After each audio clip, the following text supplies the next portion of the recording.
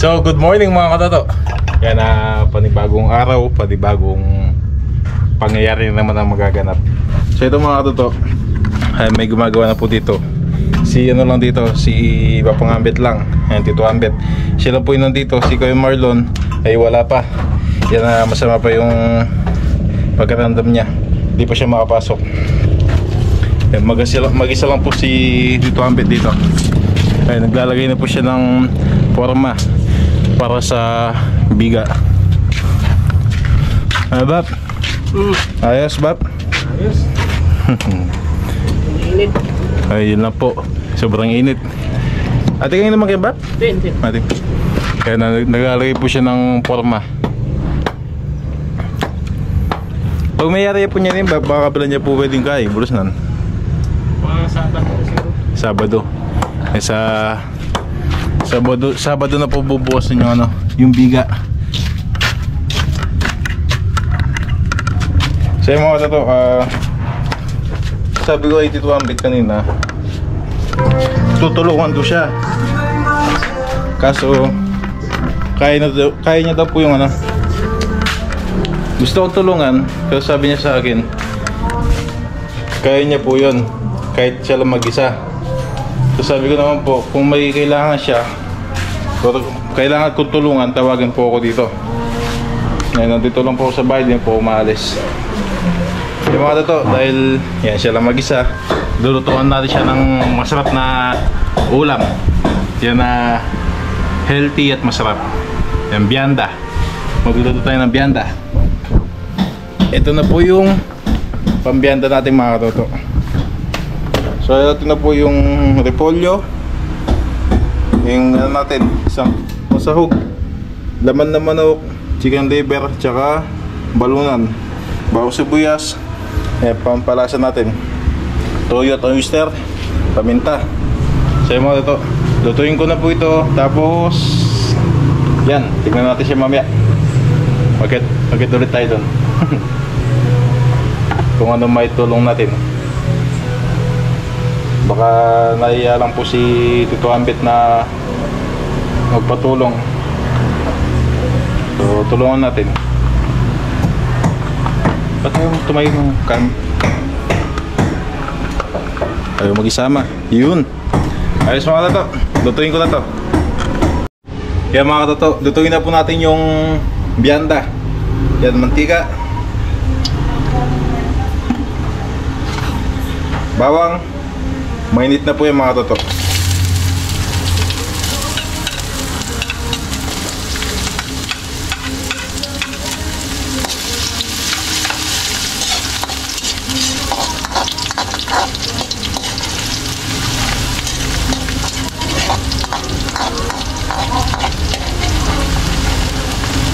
Ayan, sibuyas.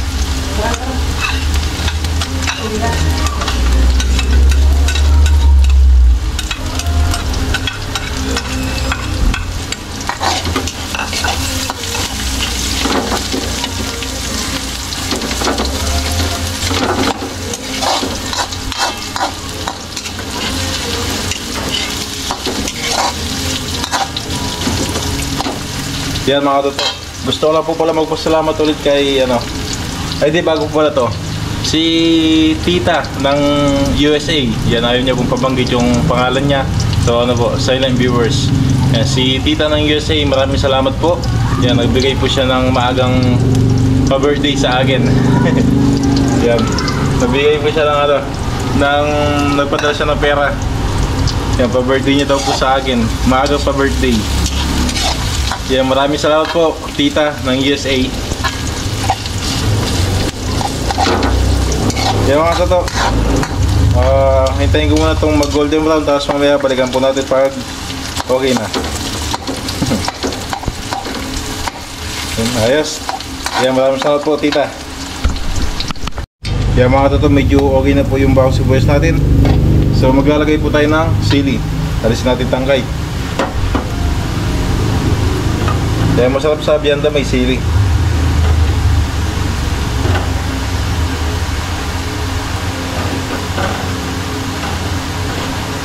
Yan, siling pula.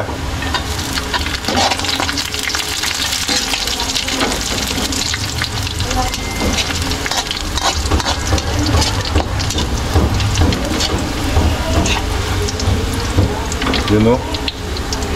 Uy. Kaya mga toto, lagay na po natin tong manok. So unahin po natin yung laman. So ano po ito? Chicken breast.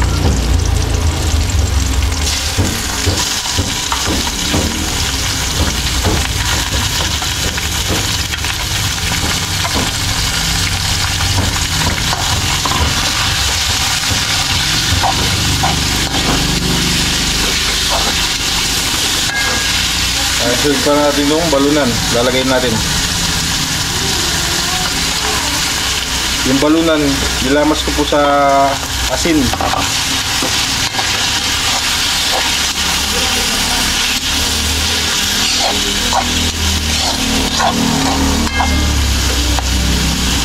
Kaya lagyan natin ng oyster para may lasa na.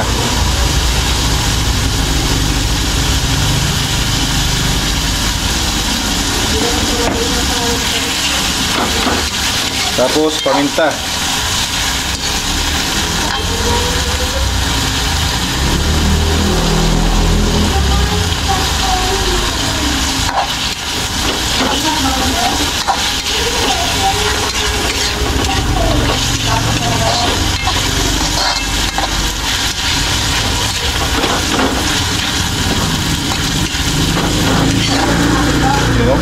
Sahog pa lang, masarap na. Lagyan natin ng tubig. Konting tubig.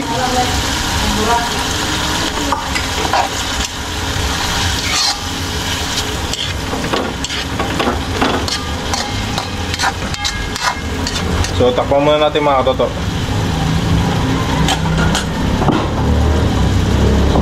Takpan natin, balikan natin mga 3 minutes. Yan, after 3 minutes, yun na. Lagay na po natin tong atay.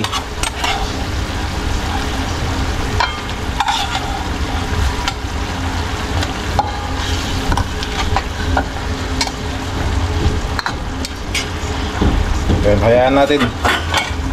Baka madurog yung atay. Yung mga ito, balikan ulit natin mamaya, mga 5 minutes naman.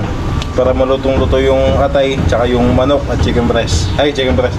Chicken breast, atay, tsaka yung balunan. Ayos sa mga toto. So yung mga toto, after 5 minutes, uy, na, bango.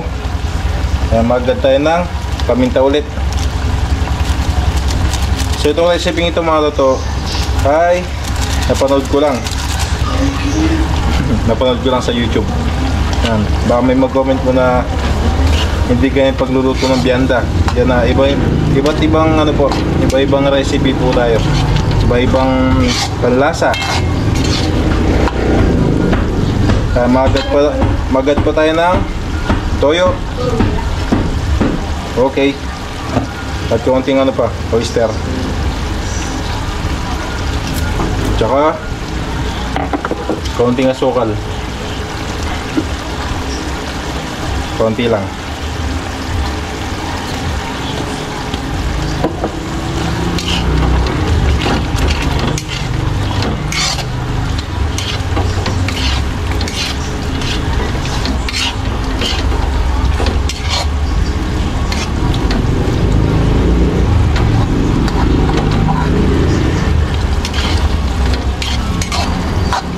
Then lalagay na po natin tong repolyo. Lalagay na po natin. Oops. Haluin muna natin. Dami. Maliit yung maliit yung ano ko ng kawali. May malaging kawali dito.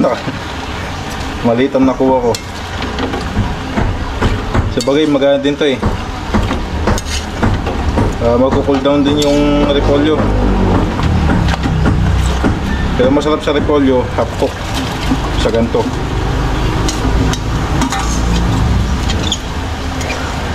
May konting ano, crunchy.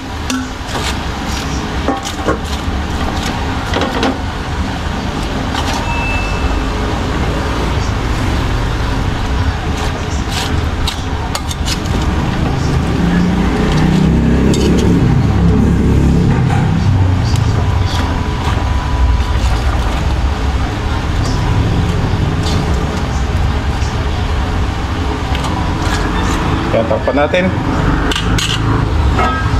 Lagyan natin mamaya mga katoto. Ayos. So yung mga katoto, okay na po yung repolyo natin. So lagyan natin ng cornstarch para lumapot. Dahil yung repolyo ay nagtubig ng gusto.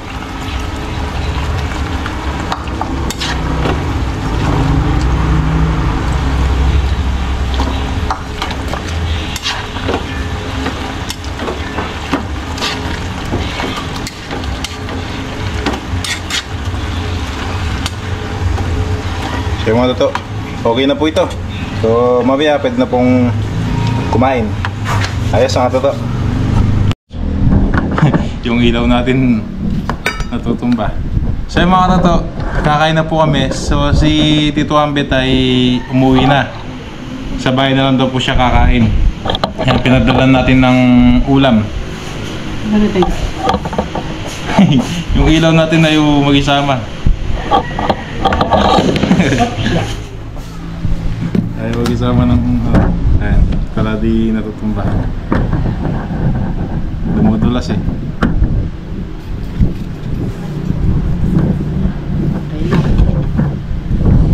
Yun. Sa mga toto, kaming dalawa na lang ni Lola ang kakain dito. Kaya salamat po sa nag-shoutout, nag-comment. Maganda daw po yung pinggan namin na kulay blue. Ayan. Yan, sige po. Mag-dessert na po tayo. Panginoon po naming Diyos, salamat po sa biyayang pinagkakalob nyo sa araw-araw at sa oras na ito. Salamat din po sa paggabay at pag-iingat sa aming mga buhay. Bago po namin isob ang mga pagkain sa harapan namin ay pakibasbasan niyo po sana, Panginoon, upang maayos at maginhawa sa pagdaloy sa aming mga pangangatawan. Maraming salamat po muli sa tanging pangalan ng aming tagapagligtas na si Kristo Jesus. Amen. Ayan. Good morning po lahat ng mga viewers. Yan. Okay po. Yung ano natin, yung bianda, ganda po. Yung ano niya, yung repolyo, marami nilabas na tubig. Nagtubig. Ay, malamig na kanin. Ay, nalaglag na naman. Tumba na naman, natutumba yung ilaw natin. Kaya mag-isama.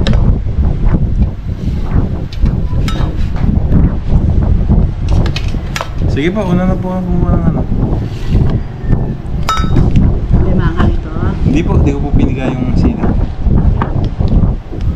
Ay na magpapasalamat na po pala kami kay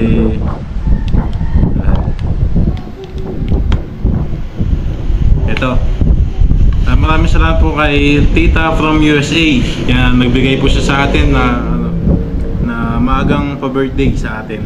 Yan, Tita from USA, Tita Silent from California, at Chimbista at Tita Elena. Maraming salamat po sa suporta. Salamat po ng maraming salamat. Yan, maraming salamat po sa mga tulong na ibinibigay niyo po sa amin. Yan, kain po tayo. Kain po tayo. Yun o. Kain po tayo mga kato.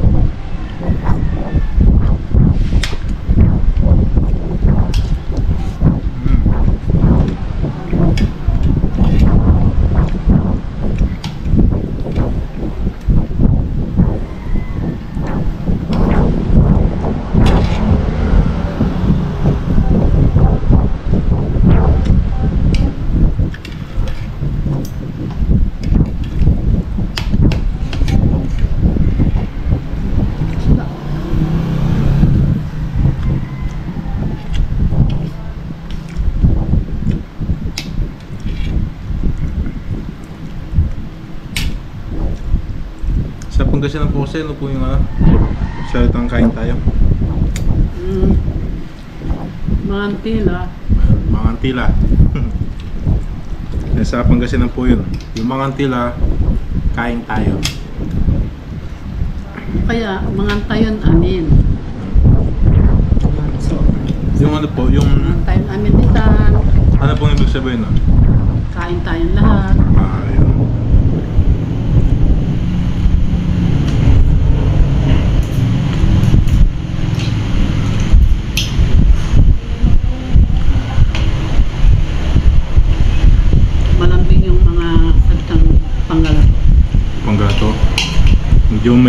ng konti yung salita nila. Kaysa sa wikang Ilocano.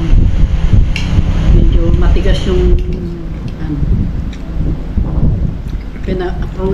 pronunciation pag nagsalita ang Ilocano, matigas. Pero yung mga Tagalog malambing. Kahit galit yung tao, hanggang mamapas o totoo, singa aliwan mamapas tukta. Malalambing so panagsalita rin. Pangasinan. Man.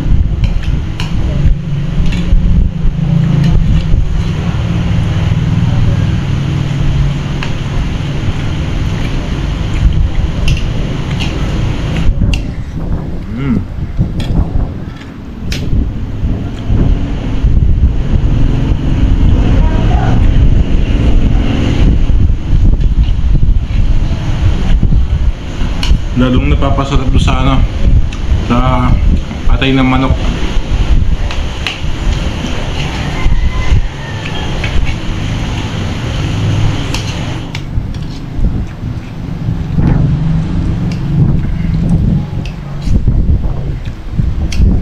Marami pa yun.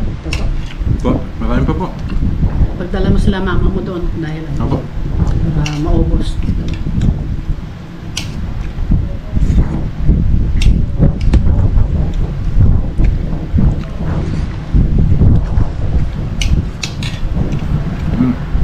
Kanin pa, kanin.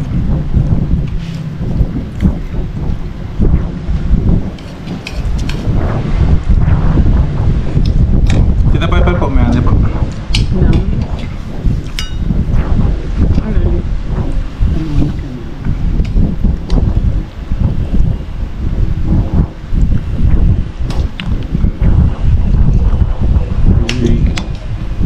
Sarap.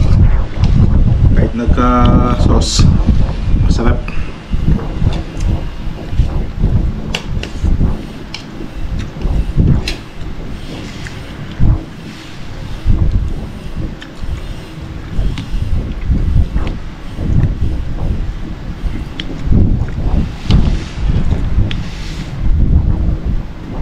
Tapos yung repolyo, may konting lutong. Hindi siya overcook. Hakok lang. Half cook.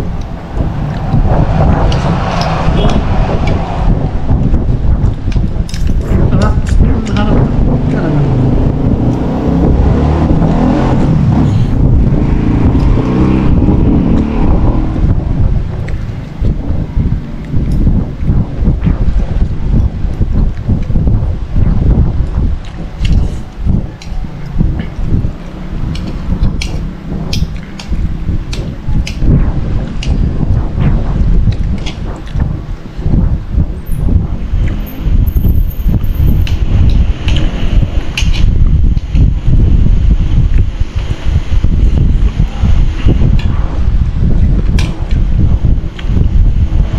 So yung mga toto, kain lang po kami tapos kaya mamaya tignan natin si Tito Ambit doon.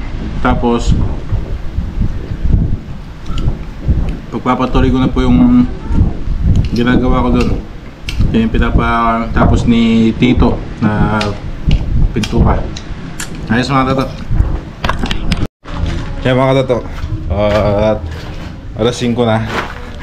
Kaya nakatulog ulit tayo. Nakatulog tayo. Hindi natin nakita yung gumawa.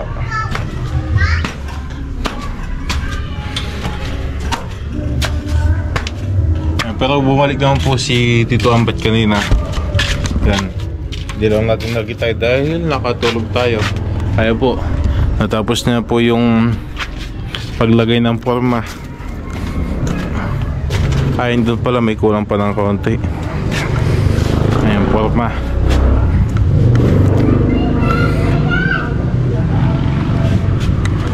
Sa mga to saan daw po sa Sabado. Sabado bubusan yung biga. Hindi ko po alam kung papasok po siya bukas.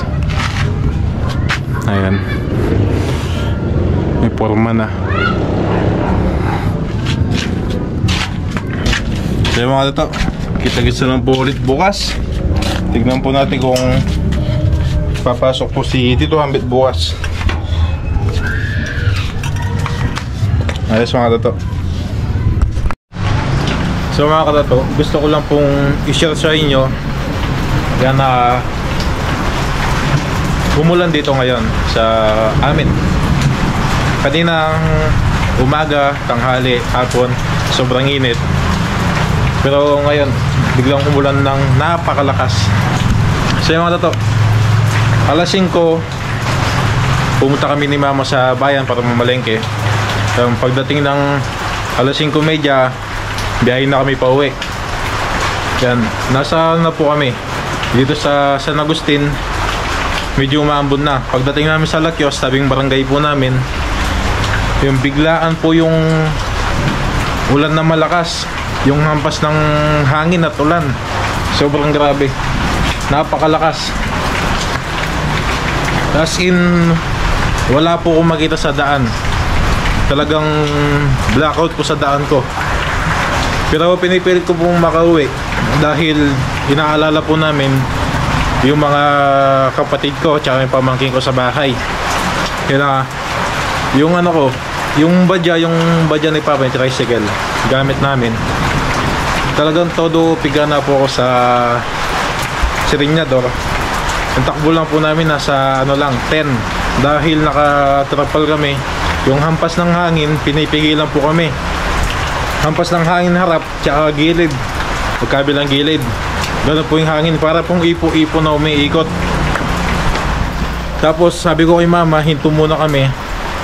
Humito ko saglit sa may tindahan doon sa nadaanan namin para sana magpatila muna ng ulan dahil as in talagang wala na ako makita sa daan. Tapos pag ano po, pag sa may ilaw lang, yung mga poste, nakikita ko po may mga naglalaglagan na sanga ng kahoy, tapos mga kable ng kuryente ang nakikita ko naglalaglagan. Kaya sabi ko kay mama, hinto muna kami. Pero yun, pinilit ako ni mama na makauwi na agad dahil inaalala nga po yung mga tao na naiwan sa bahay, mga kapatid ko, tsaka yung pamangkin kong isa, yung bunso, lalaki. Kasi yung pamangkin kong babae kasama namin na malengke. So yung mga toto, hanggang ngayon basa pa rin ako. Ganyan po yung nangyari sa amin. doon sa bahay kila mama, yung isang bubong doon lumipad. Buti na lang, sabi ng kapatid ko may inaayos siya sa labas dahil nga umulan, para hindi pumasok sa loob yung ulan, sa loob ng tindahan. May inaayos siya. Nung naramdaman niya na biglang sobrang lakas na talaga, pumasok siya. Pagpasok niya daw po, bigla naman lumipad yung isang yero. Buti na lang po nakapasok siya bago lumipad po yung yero. Buti hindi siya inabutan na tinamaan. Kunin ko po yung flashlight ko. Tignan po yung mga yero po na inaayos namin dito, yung mga pinintura.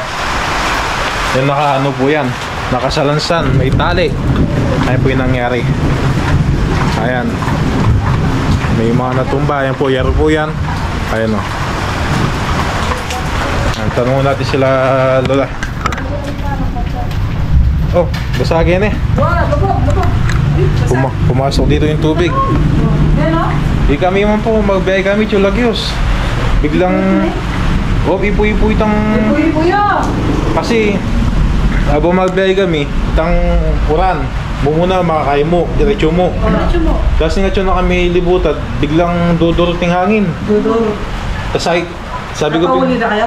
Pauli na kayo. Mama? Yeah, abi kayo pa ipulin. Abi mo pa ipulin.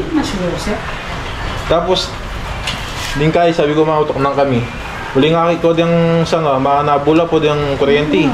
Hindi ko diyang kuryente, makabito na rin. Mababa na rin. So sabi na mga, muli na kami, huling isipan na diyang anak yung bali. Itang gawa natin, siguro simento na rin yan ang makapag. Kakalaksi. Malambot po siya. Ay, kiyata naman. Dengero naman. Dengero yan. Pwede karin din, natin may hero, metong. Ano yun? Sila po, kitang bali. Sabi ko, sa mga kay Waro, yung may kain. Tapos ka namin. Ano yung paboray nyo? Oo, paboray. Lada mo biturang naliwagan eh. Wala namang turang kain. Paboray nyo yun. Kahit pala dito. Sobrang lakas din ng ano. Biglaan lang po yun mga toto. Biglaan lang yung ulan na nangyari yun. Na napakalakas. And ngayon, tumila na po. And kaya pag uwi namin dun sa bahay kila mama, hindi muna ako umalis kasi malakas pa yung ulan. Kasi sobrang lakas pa ng ulan. Tsaka yung hangin, may hangin pa. So hinintay ko muna tumila ng konti para alam kong safe yung mga doon. Kasi once na agad ako umalis, baka hindi lang po sa ano, baka may mangyari pong di natin inaasahan. Kaya na baka hindi po nila magawan agad ng paraan. Mas okay na po yung nandun tayo, matutulungan po natin sila doon sa kung may nangyari man na hindi maganda. Sana wag naman po sana mangyari yun. So yung mga toto, bibihis lang ako, maliligo na ako, tapos bibihis na din. Kaya yung sapa namin dito, nadaanan ko, lubog na, tumakas yung tubig. And stay safe po sa natin lahat mga katoto. Sana po kayo din po ay maging ligtas sa bawat kalamidad na dumadaan. So yung mga katoto, maraming salamat po. Yan, kita-kits na lang po ulit bukas.